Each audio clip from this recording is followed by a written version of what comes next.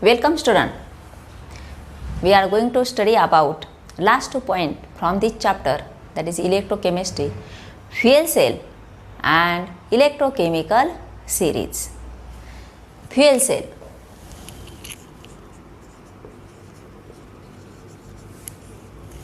Fuel cell, it is also one of the type of galvanic cell, and in this galvanic cell energy, that is chemical energy due to combustion of fuel, is directly converted into electrical energy.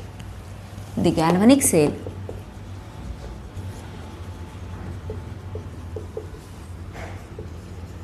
in which combustion energy of the fuel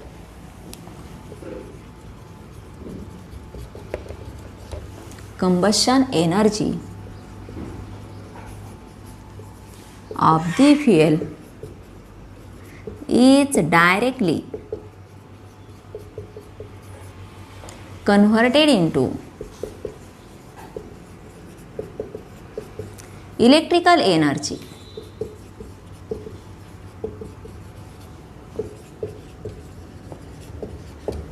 Known as fuel cell. Combustion energy म्हणजे नेमकं कोणती energy? During the fuel cell, when fuel cell is run, there is making of OH bond in the formation of H2O takes place, and during formation of OH bond, energy is released,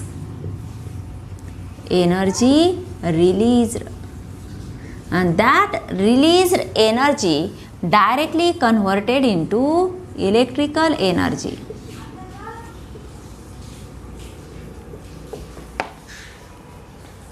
In fuel cell.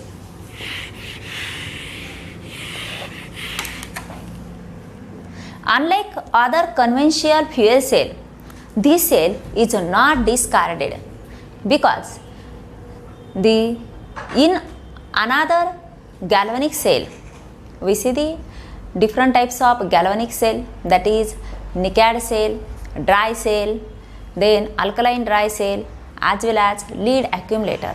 In these cells the reactants are placed within the cell. जो आपण sale वापरतो त्या सेलमध्येच ते reactant material जे असेल ते त्या सेलमध्येच ठेवलेलं असतं.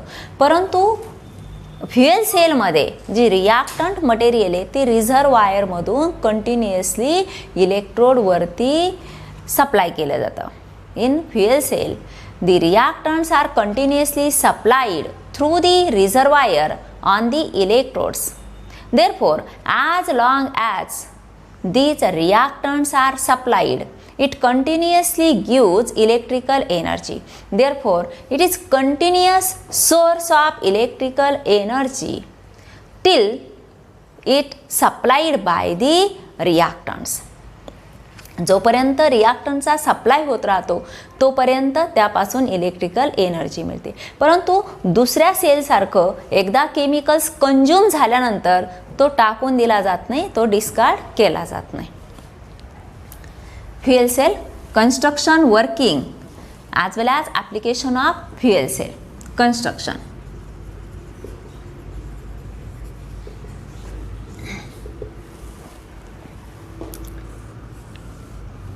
It consists of anode and cathode made up from porous carbon. These are the porous carbon rod, and in which finely divided platinum is added, and that platinum acts as a catalyst. हा पोरस carbon रॉडमध्ये finally divided platinum हे catalyst म्हणून टाकलेलं असतं.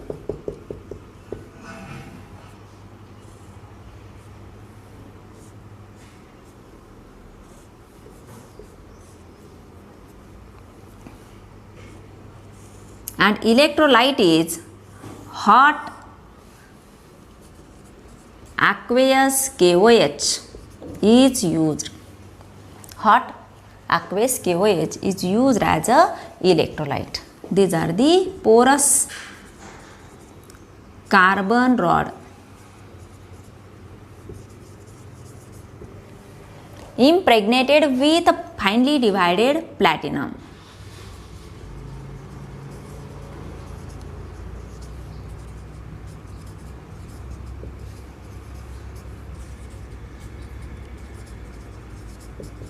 That acts as a catalyst. Carbon rod as a anode and cathode.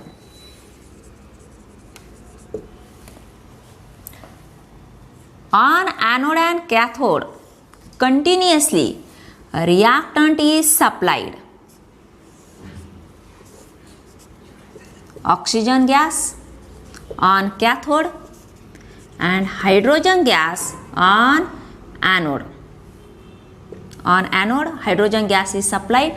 On cathode, oxygen gas is continuously supplied.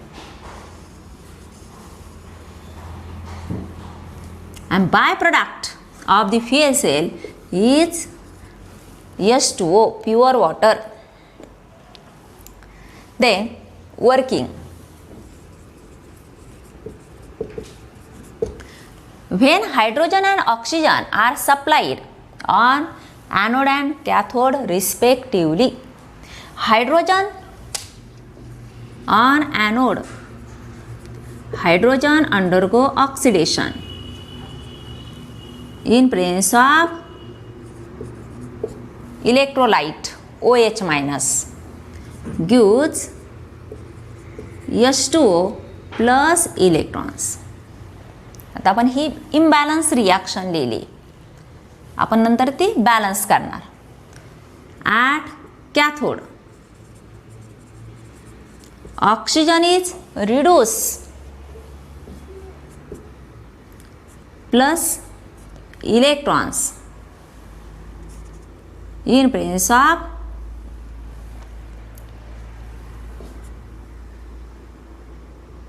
H2O. H2O plus electron gives OH minus. आता इथं oxygen आहे, ऑक्सिजनचे 2 atoms म्हणजे एक मॉलिक्यूल 2 ॲटम्स, आणि त्या ऑक्सिजनचे ऑक्सिडेशन स्टेट इथे किती आहे, 0 ऑक्सिडेशन स्टेट. आणि 0 ऑक्सिडेशन स्टेटचं रूपांतर हे -2 ऑक्सिडेशन स्टेटमध्ये झालं आहे. OH मायनस, हा OH मायनस एक मायनस चार्ज का देतो, कारण ऑक्सिजनवरती 2 मायनस चार्ज आणि हायड्रोजनवरती +1 प्लस चार्ज, आणि मग दोन्हीची जर आपण ॲडिशन केली तर एक 1 मायनस चार्ज शिल्लक राहतो, तो आपण इथं देतो, म्हणजे ऑक्सिजनवर 2 मायनस चार्ज. मग 2 ऑक्सिजन ॲटम्सचं 2 मायनस चार्जमध्ये रूपांतर करण्यासाठी किती इलेक्ट्रॉन्स तिथं ॲड करावे लागतील, तर 4 इलेक्ट्रॉन्स. इथं ॲडिशन ऑफ 4 इलेक्ट्रॉन्स. मग आपल्याला इलेक्ट्रॉन्स बॅलन्स रिॲक्शन जर लिहायची असेल तर इथं सुद्धा काय करावं लागेल, आपल्याला 4 इलेक्ट्रॉन्स लूज करावे लागतील. हायड्रोजन 4 इलेक्ट्रॉन्स लूज करतो, मग एक हायड्रोजन फक्त एकच इलेक्ट्रॉन लूज करतो. ज्यावेळेस एका हायड्रोजनचं रूपांतर एका H+ मध्ये होतं त्यावेळेस एकच इलेक्ट्रॉन बाहेर पडतो. मग आपल्याला किती इलेक्ट्रॉन्स हवेत, तर आपल्याला 4 इलेक्ट्रॉन्स हवेत. मग 4 इलेक्ट्रॉनसाठी इथं काय करावं लागेल, आपल्याला ट्वाईस ऑफ H2, कारण हा ऑलरेडी H+च्या स्वरूपात आहे. हा OH मायनसमधील हायड्रोजन H+च्या स्वरूपात आहे, म्हणजे याचं कुठलंही ऑक्सिडेशन किंवा रिडक्शन झालेलं नाही आहे. तर ऑक्सिडेशन कुणाचं झालं, तर मोलिक्युलर हायड्रोजनचं ऑक्सिडेशन झालं, त्याचं रूपांतर H+ मध्ये झालं. Twice of H2 plus OH minus gives H2O. आता 4 इलेक्ट्रॉन्स घेतले, इथे किती, हे 4, आणि हे सुद्धा किती राहतील, 4th of OH minus gives 4th of H2O plus 4 electrons. ही झाली बॅलन्स रिॲक्शन. जे 4 इलेक्ट्रॉन्स मिळाले ते 4 इलेक्ट्रॉन्स ऑक्सिजन घेतले आणि त्याचं रूपांतर इथं हे 2 आणि हे 2, हे gives 4th of OH minus. अशी ही balance chemical reaction at anode and at cathode. Then net cell reaction. Net cell रिॲक्शनमध्ये काय होईल, हे ट्वाईस ऑफ H2 आणि इथं फोर्थ ऑफ H2 म्हणजे शिल्लक किती राहतील, फक्त twice of H2, 4 electrons 4 electrons आणि हे fourth of OH minus fourth of OH minus oxygen gas. Twice of H2 plus O2 gives twice of H2. म्हणजे बाय प्रोडक्ट काय आहे तर फक्त H2. म्हणून हे जे फ्युएल सेल आहे हा कसा आहे, नॉन पोल्युटिंग. नॉन पोल्युटिंग कुठलेही अनवॉन्टेड किंवा पोल्युशन करतील असं बाय प्रोडक्ट तिथं तयार होत नाही. कुठलेही अनवॉन्टेड गॅसेसही रिलीज होत नाही. म्हणून हे कसं आहे तर non polluting fuel cell. These are the reactions at anode. Oxidation of hydrogen takes place. At cathode, reduction of oxygen takes place. Then EMF of cell. E naught cell equal to E naught cathode minus E naught anode. कॅथोडचं EMF आहे 0.4 minus 0.83 anode. Reduction of oxygen equal to 0.4 plus 0.83 equal to किती होतील 1.23 volt plus. That is reaction is spontaneous. If EMF having positive sign, it is spontaneous reaction. If it having negative sign, it is non-spontaneous reaction.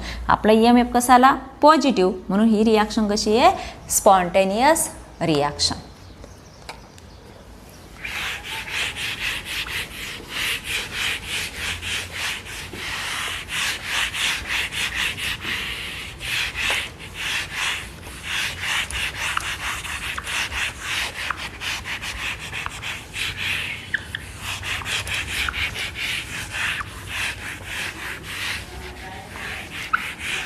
Then advantages, drawbacks and application of fuel cell.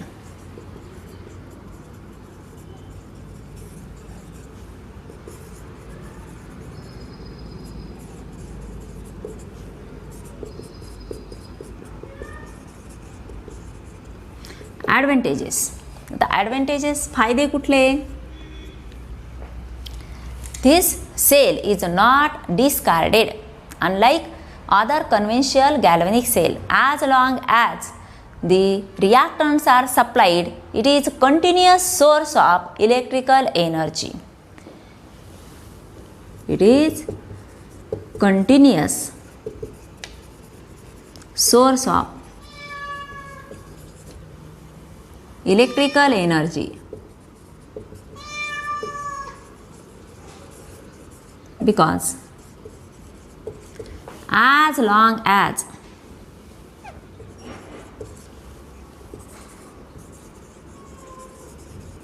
reactants are supplied,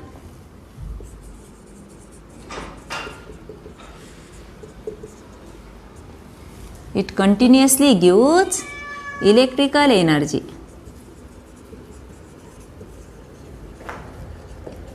And therefore it is not discarded. It is pollution free because byproduct is drinking water. Pollution free.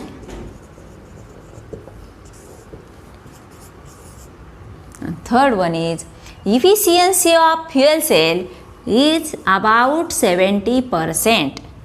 It gives electricity 70% while thermal plant having efficiency only 40%, means fuel cell having efficiency double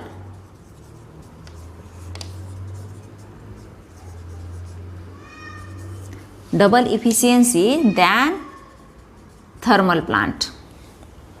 These are the advantages of the fuel cell. Continuously जोपर्यंत reactant supplied होतो तोपर्यंत electricity त्यापासून मिळते. हा sale discard करता येत नाही, discard होत नाही, दुसऱ्या गॅल्व्हॅनिक सेलसारखा केमिकल्स त्याचे कंज्यूम होण्याचा प्रश्नच येत नाही, कारण जोपर्यंत सप्लाय करू तोपर्यंत इलेक्ट्रिसिटी त्यापासून मिळत राहणार. त्यानंतर पोल्युशन फ्री बाय प्रॉडक्ट जो आहे तो काय आहे तर ड्रिंकिंग वॉटर, म्हणून हा कसं आहे तर पोल्युशन फ्री आहे. त्यानंतर याची इफिशियन्सी ही 70% आहे आणि थर्मल प्लांटची efficiency 40%. Drawback. Hydrogen gas. The handling of hydrogen gas is hazardous.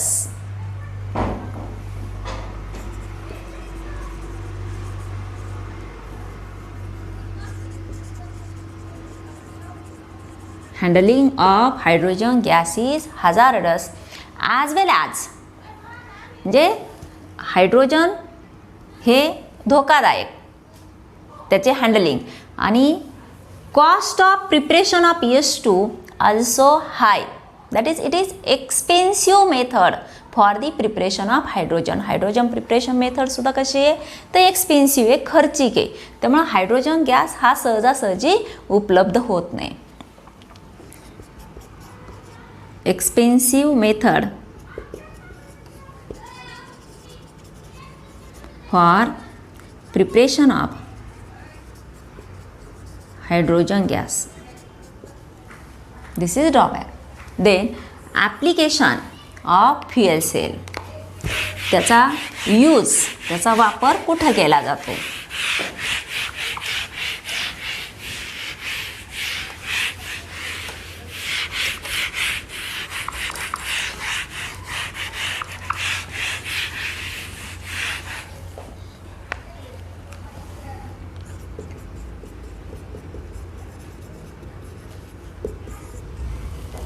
On experiment, it is used in automobile.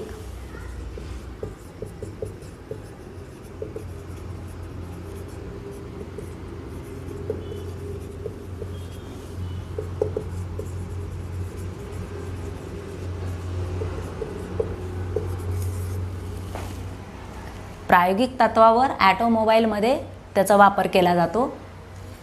Then it is run in spacecraft at high temperature. Therefore, byproduct water is evaporated, and when it is condensed, it gives pure drinking water for astronaut. ज्यावेळेस हा fuel sale हा स्पेसक्राफ्टमध्ये वापरला जातो त्यावेळेस तो हाय टेम्परेचरला run केला जातो. म्हणजे बाय प्रोडक्ट वॉटर मिळतं, त्याचं इव्हॅपोरेशन होतं, त्याचं गॅसी स्टेटमध्ये रूपांतर होतं आणि ज्यावेळेस ते व्हेपर्स कंडेन्स केले जातात त्यापासून ड्रिंकिंग वॉटर जे ॲस्ट्रॉनॉटसाठी ड्रिंकिंग पर्पजसाठी यूज केले जातात. In spacecraft fuel cell run at high temperature. At this temperature, byproduct water is evaporated.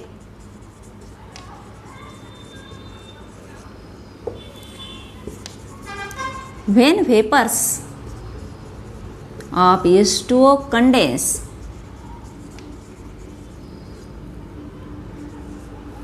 it gives pure water.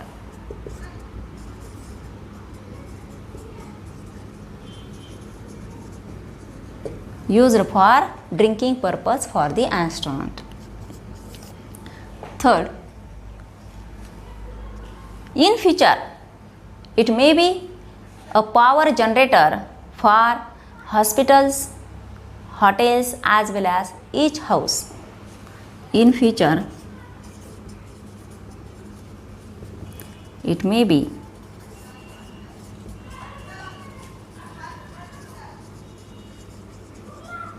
power generator for hospitals, hotels and even in houses also. These are the application of fuel cell. Then last point is electrochemical series.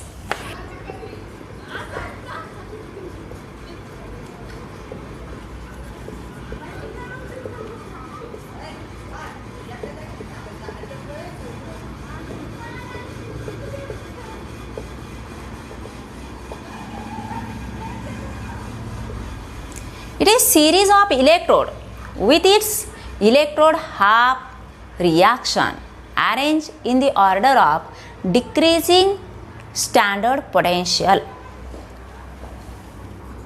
It is series of electrode with its half cell reaction with its electrode half reaction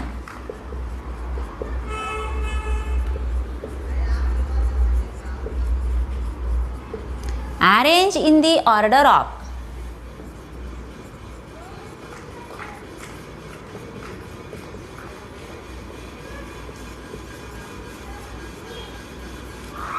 decreasing standard potential.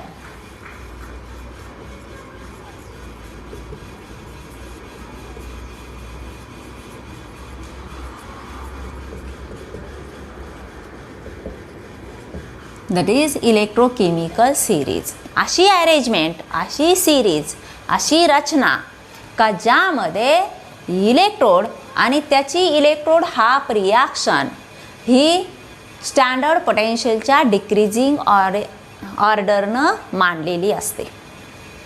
आता electrode कशाला म्हणतो आपण?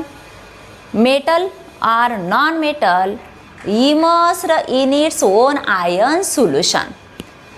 आता fluorine असेल, fluorine chlorine हे जे non metals आहे त्यासाठी आपण इनर्ट इलेमेंट हा प्लॅटिनम वापरतो आणि त्याच्या ओन आयन सोल्युशन F- मध्ये डीप केलेला. परंतु लिहित असताना आपण नेहमी रिडक्शन हाफ रिॲक्शनच्या स्वरूपात लिहितो F2PT आणि काय त्याचं स्टँडर्ड म्हणजे त्याचं प्रेशर असेल 1 ॲटमॉस्फेरिक प्रेशर आणि ही क्वांटिटी ही 1 मोलार क्वांटिटी असते आणि ज्यावेळेस मेजर केलं जातं त्यावेळेस टेम्परेचर असतं ते 25 डिग्री सेल्सिअस. म्हणून आपण त्याला काय म्हटलं आहे? Standard potential.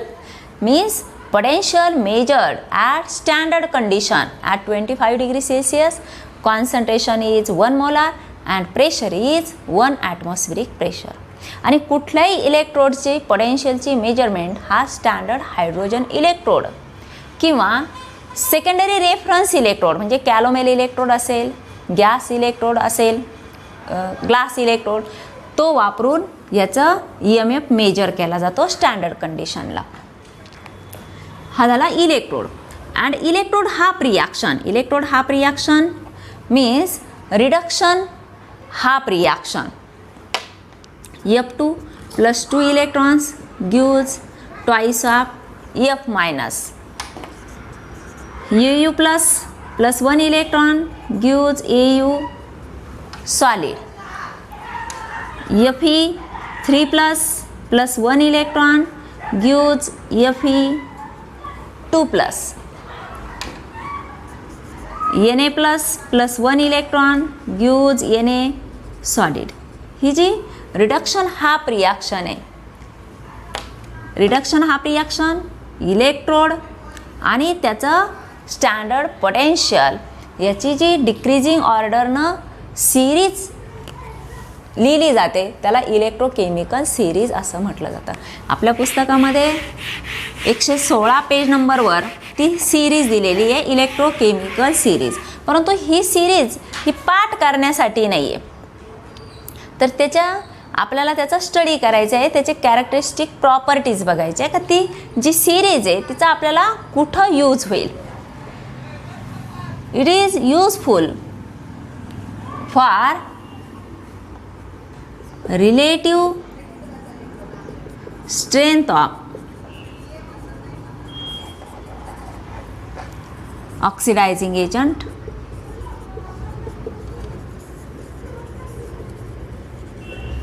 as well as to identify relative strength of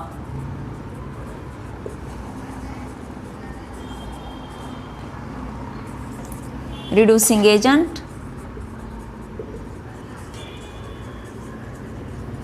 as well as spontaneity of the cell.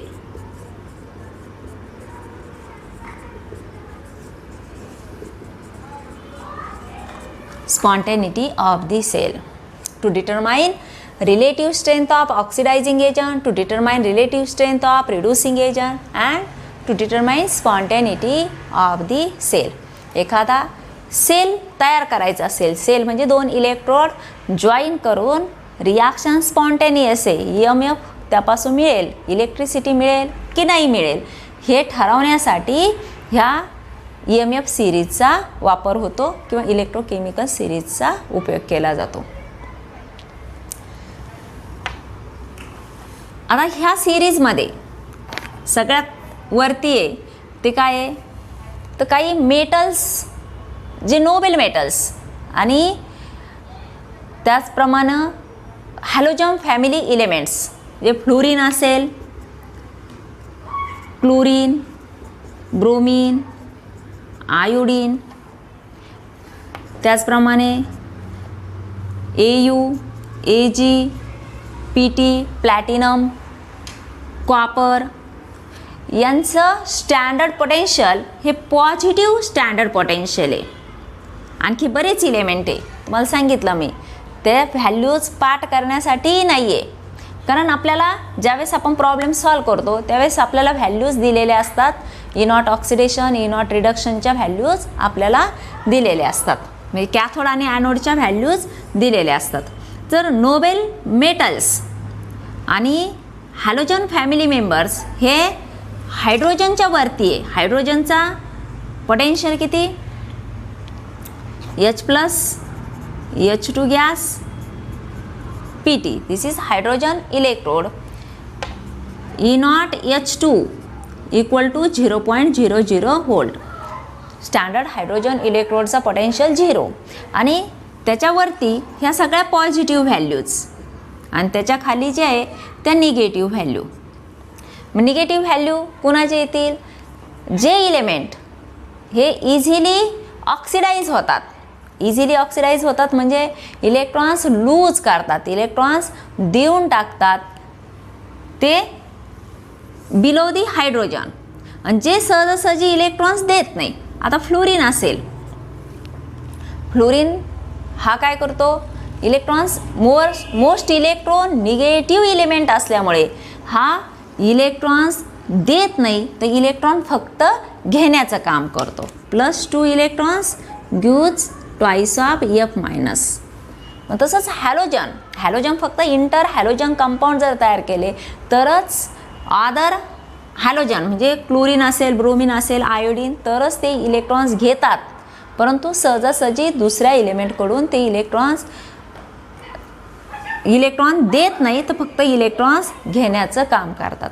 आणि इलेक्ट्रॉन देतात केव्हा, जर त्यांच्याबरोबर फ्लोरीनची रिॲक्शन झाली, मोस्ट इलेक्ट्रोनिगेटिव्ह किंवा ऑक्सिजन असेल तरच यांचं ऑक्सिडेशन होतं, परंतु इतर वेळेला त्यांचं रिडक्शन होतं. म्हणून त्यांची स्टँडर्ड रिडक्शन पोटेन्शियलची व्हॅल्यू ही कशी आहे, पॉझिटिव्ह. मग आता इथं काय येईल, फर्स्ट ए ग्रुप इलेमेंट आणि second A group element. First A group इलेमेंटमध्ये कुठले, तर लिथियम असेल, सोडियम असेल, पोटॅशियम. त्यानंतर second A group element magnesium, calcium असेल. त्यानंतर 3D सिरीज इलेमेंट, त्यामध्ये क्रोमियम, कॅडमियम, त्यानंतर कोबाल्ट, निकेल, त्यानंतर झिंक, आयर्न यांचं ऑक्सिडेशन इझी ऑक्सिडेशन होतं. आता हे इलेमेंट तुम्हाला माहिती आहे मोस्ट रिॲक्टिव्ह इलेमेंट आहे. एक इलेक्ट्रॉन त्यांच्या आउटर मोस्ट शेलमध्ये, मग एक इलेक्ट्रॉन सहजासहजी दिला तर त्यांचं इलेक्ट्रॉनिक कॉन्फिगरेशन हे नोबेल गॅससारखं होतं. Nobel gas electronic configuration. आता लिथियम ॲटॉमिक नंबर 3 एक इलेक्ट्रॉन देऊन टाकला, Li+ झाला, तर त्याचं हिलियमसारखं इलेक्ट्रॉनिक कॉन्फिगरेशन होतं 2.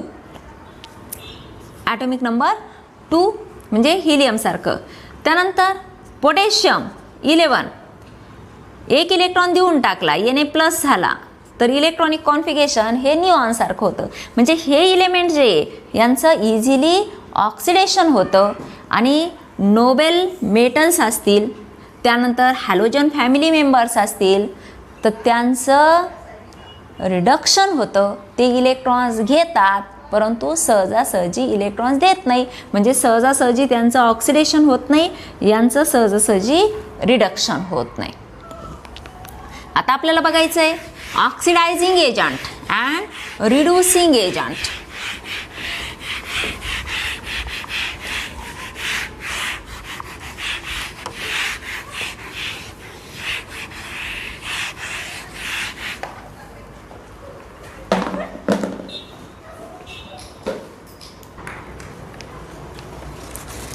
इलेक्ट्रोकेमिकल सिरीजमध्ये इथं इलेक्ट्रोड, त्यानंतर इलेक्ट्रोड हाफ रिॲक्शन,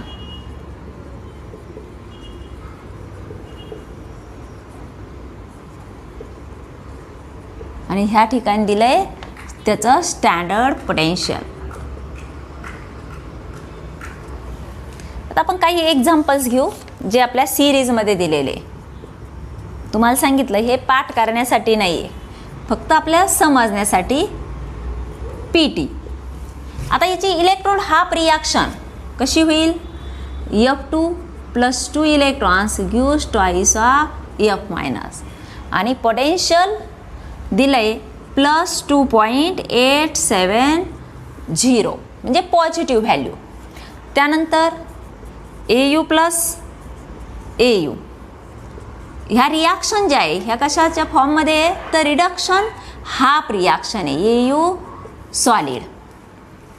त्यानंतर Ce4 + Ce3 + PT म्हणजे सिरियमचं 4+ रूपांतर 3+ मध्ये झालं. मग Ce4 + 1 इलेक्ट्रॉन गिव्ह Ce3+. हा आयन इलेक्ट्रोड. हा प्लॅटिनम हा inert element.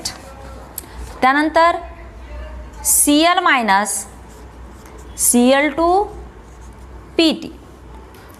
Cl2 + 2 electrons gives twice of Cl-, आणि ह्यांच्या व्हॅल्यूज ह्या सगळ्या कशा आहे तर पॉझिटिव्ह व्हॅल्यू. असे बरेच इलेक्ट्रोड दिलेले. आणि त्यानंतर hydrogen H+, H2 gas, 1 atmosphere, 1 molar. सगळ्यांचं कॉन्सन्ट्रेशन हे आयोनिक फॉर्ममध्ये 1 molar.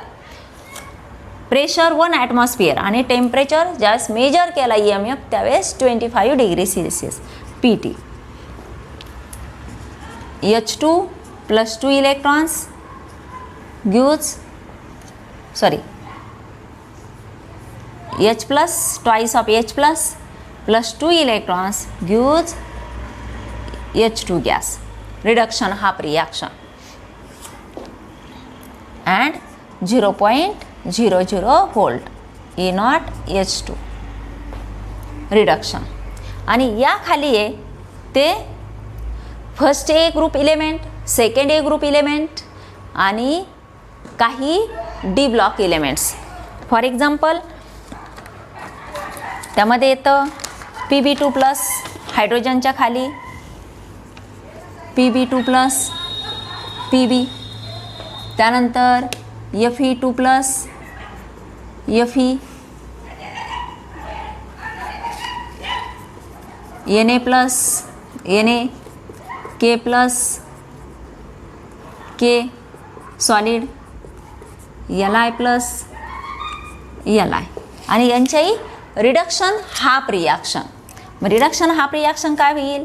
Li + 1 electron gives Li solid, Na + 1 electron gives Na solid. तसंच Fe3+ + 3 electrons give Fe solid, Al3+ + 3 electrons gives Al solid. हे ॲल्युमिनियम असेल, cadmium असेल, त्यानंतर nickel, zinc ज्यांचं oxidation सहजासहजी होतं आणि त्यांच्या ज्या व्हॅल्यूज आहे हे काय आहे तर निगेटिव्ह व्हॅल्यू आहे. आणि स्टँडर्ड पोटेन्शियल म्हणजे स्टँडर्ड रिडक्शन पोटेन्शियल. आता बघा यांचं ऑक्सिडेशन सहजासहजी होत नाही, म्हणजे यांचं रिडक्शन होतं. म्हणजे हे काय आहे सगळे ऑक्सिडायझिंग एजंट. ऑक्सिडायझिंग एजंट ही जी रिॲक्शन दिलेली आहे, तर ह्या रिॲक्शनचा जो अर्धा पार्ट आहे, ॲरोच्या पुढची बाजू, ॲरोच्या पाठची बाजू, जी रिॲक्टंट आणि हा प्रोडक्ट, हा जो रिॲक्टंट आहे हा काय आहे तर ऑक्सिडायझिंग एजंट. आणि प्रोडक्टचा पार्ट आहे रिड्युसिंग एजंट.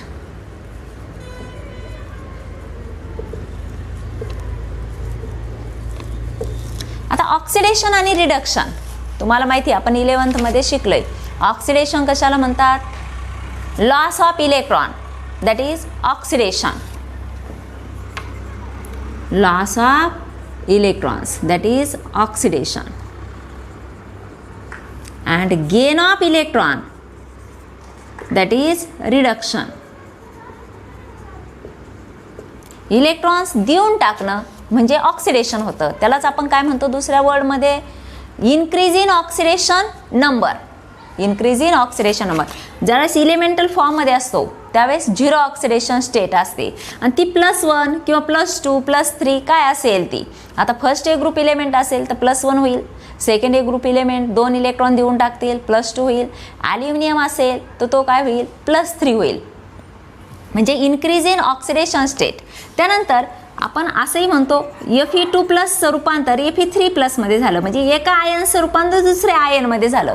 प्रत्येक वेळी 0 ऑक्सिडेशन स्टेटकडूनच पॉझिटिव्ह झालं पाहिजे असं काय नाही. म्हणजे फक्त इन्क्रीज ज्यावेळेस होईल त्यावेळेस काय होईल ऑक्सिडेशन होईल. आणि याच्या विरुद्ध ज्यावेळेस हायर ऑक्सिडेशन करून लोअर ऑक्सिडेशन स्टेट होईल, that is decrease in oxidation number, that is reduction. परंतु ऑक्सिडेशन आणि रिडक्शन केव्हा होतं?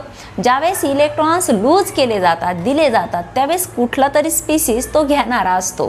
ज्यावेळेस याचं ऑक्सिडेशन होतं त्यावेळेस दुसऱ्याचं रिडक्शन झालेलं असतं. एकाचं ज्यावेळेस ऑक्सिडेशन होतं त्यावेळेस दुसऱ्याचं रिडक्शन होतं. म्हणजे दुसऱ्या स्पीसीजमुळे पहिल्या स्पीसीजचं ऑक्सिडेशन घडून येतं. म्हणजे घडून आणणारा त्याला काय म्हणतो आपण? एजंट असं म्हणतो. म्हणजे जो ऑक्सिडेशन घडून आणतो तो काय झाला? Oxidizing agent. म्हणजे ज्याचं स्वतःचं रिडक्शन झालं हा काय झाला? Oxidizing agent.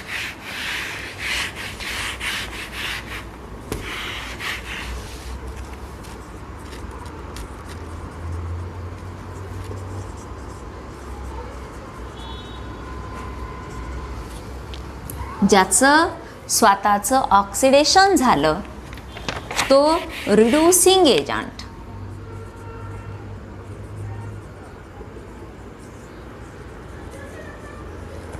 आणि ज्याचं स्वतःचं रिडक्शन झालं तो ऑक्सिडायझिंग एजंट.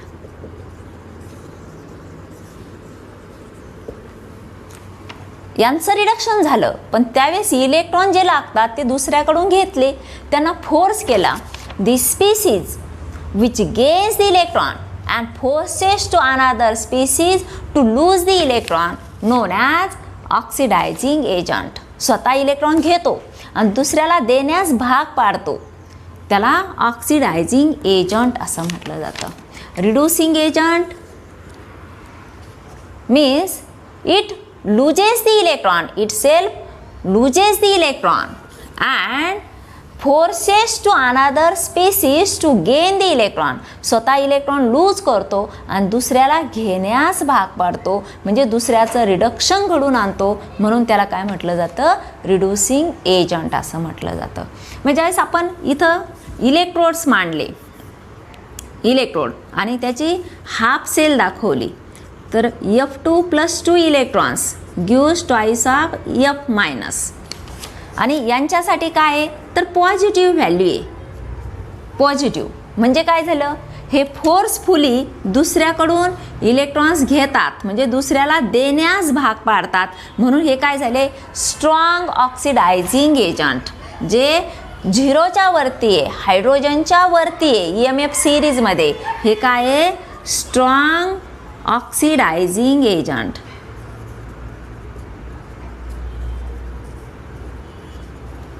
आणि जे हायड्रोजनच्या खाली आहे ते काय आहे? Strong reducing agent.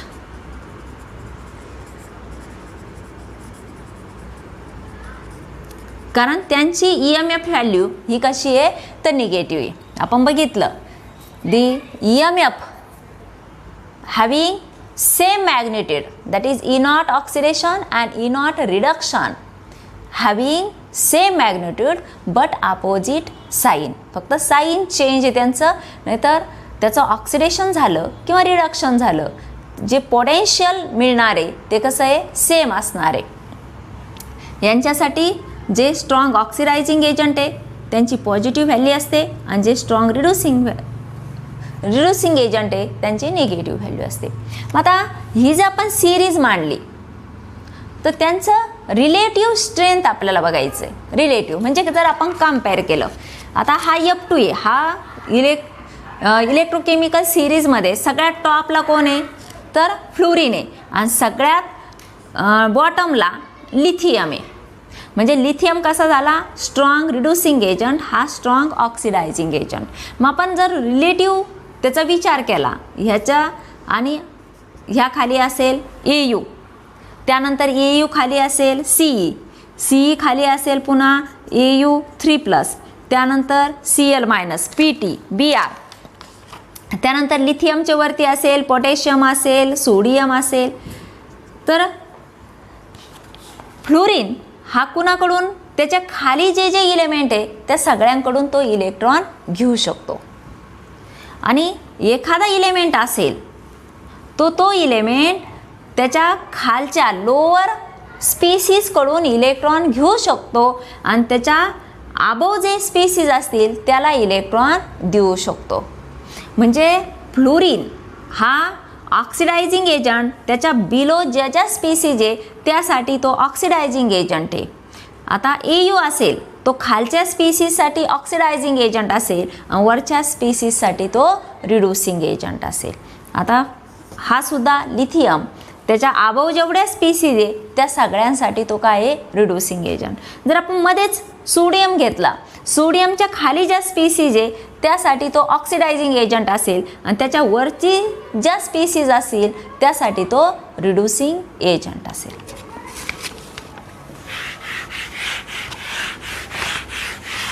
And last one is spontaneity of the cell.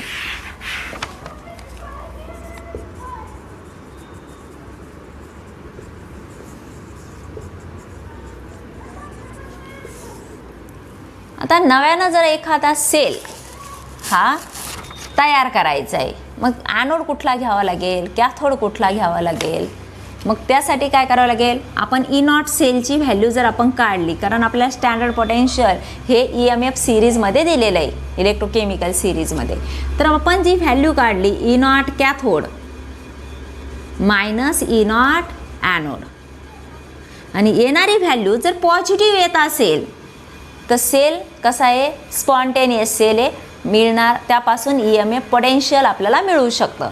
जर येणारी व्हॅल्यू निगेटिव्ह आली तर असा सेल तयार होऊ शकत नाही, त्यापासून रिॲक्शन स्पॉन्टेनियस होणार नाही, त्यापासून आपल्याला पोटेन्शियल मिळू शकत नाही. For example, this cell made up from Mg and Ag, magnesium आणि सिल्वर वापरून जर सेल तयार केला, here silver having EMF E naught value E naught Ag equal to 0.8 volt, while Mg having E naught value equal to minus 2.37 volt. मग आता बघा, ही positive value आहे, म्हणजे हा काय असला पाहिजे? कॅथोड असला पाहिजे. ही निगेटिव्ह व्हॅल्यू म्हणजे त्याचं जे मूल्य आहे हे कसं आहे? कमी आहे, म्हणजे हा काय असला पाहिजे? ॲनोड. जी व्हॅल्यू मोठी असते तो कॅथोड असतो, जी व्हॅल्यू छोटी असते ज्याचं मॅग्नेट्यूड छोटं असतं ते काय असतं? ॲनोड असतं. म्हणजे आता इथं केवळ एक पॉझिटिव्ह आणि एक निगेटिव्ह दिलं, दोन्ही पॉझिटिव्ह असतील तर जी मोठी संख्या आहे ती कॅथोड, जी छोटी आहे ती ॲनोड. जर दोन्ही निगेटिव्ह असतील, आता निगेटिव्हमध्ये मोठी संख्या रेषेवर ती काय असते, तिचं मॅग्निट्यूड कमी असतं आणि जी छोटी असते निगेटिव्ह ती मोठी संख्या असते. मग आता इथं काय होईल आपलं, ई नॉट कॅथोड 0.8 मायनस 2.37. हा जर कॅथोड केला, हा जर ॲनोड केला, 0.8 प्लस 2.37 किती येईल ॲडिशन, हे 7 आणि हे 1, 3.17 व्होल्ट आणि साईन काय येईल आपलं पॉझिटिव्ह, म्हणून हा सेल तयार होऊ शकतो. त्यापासून EMF मिळेल ते किती मिळेल, 3.17 व्होल्ट मिळेल. म्हणजे असा सेल आपण तयार करू शकतो. Therefore to identify spontaneity of the cell, this EMF series is used, as well as to determine relative strength of oxidizing agent and relative strength of reducing agent. पुन्हा एकदा सांगते, ती सिरीज पाठ करण्यासाठी नाही आहे, त्याचे फक्त आपल्याला ॲप्लिकेशन आणि जर व्हॅल्यूज दिल्या तर सेल स्पॉन्टेनियस असेल का नॉन स्पॉन्टेनियस असेल यावर तुम्हाला क्वेश्चन असेल. आणि इथं आपला हा चॅप्टर संपला, इलेक्ट्रोकेमिस्ट्री.